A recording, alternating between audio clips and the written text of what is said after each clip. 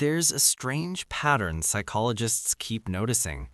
People who grew up in the 1970s don't panic the same way. They don't crumble under boredom.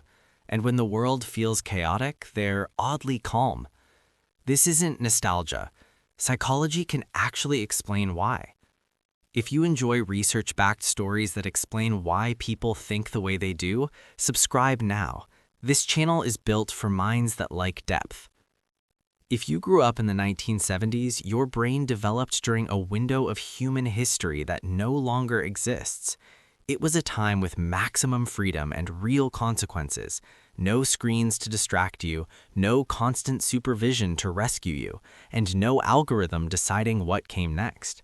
That combination quietly wired your brain differently. That's why so many people from that era look at modern life and smile, not arrogantly, not bitterly, but knowingly.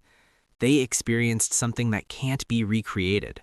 A childhood so free that decades later they still say things like, "We didn't know how good we had it."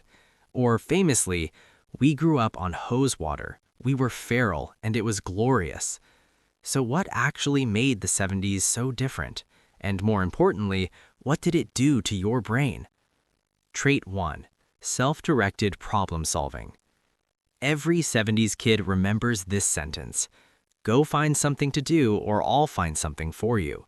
You knew exactly what that meant. Boredom wasn't a condition, it was a warning. So you learned quickly how to solve it yourself. Psychological research on unstructured childhoods shows that kids who weren't constantly entertained developed stronger executive function, creativity, and internal motivation. You weren't scheduled, you weren't guided. You had to invent your day from nothing. That's why you read endlessly, rode bikes for hours, or disappeared into the woods building forts. Your brain learned how to create meaning without stimulation, a skill many modern childhoods never develop. And that's rare. Trait 2. Adaptive risk calibration. You climbed trees that were too high, rode bikes without helmets, played with fireworks, and somehow survived. Every scraped knee, every close call, every minor disaster trained your nervous system.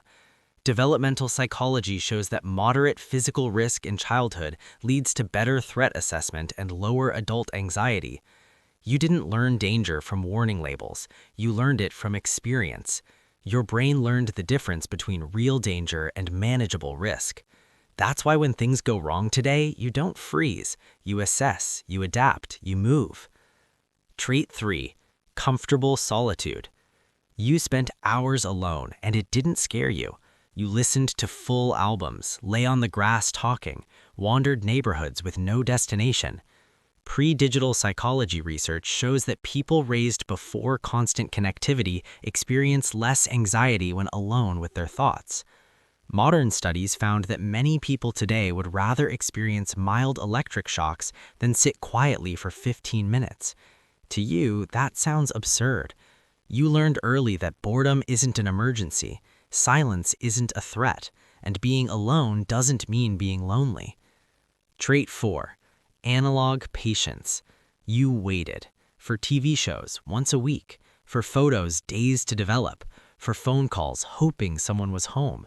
Delayed gratification wasn't taught, it was unavoidable. Psychology links this kind of patience with better emotional regulation, stronger relationships, and long-term success. That's why instant gratification often feels hollow to you. Your brain was trained for depth, not speed.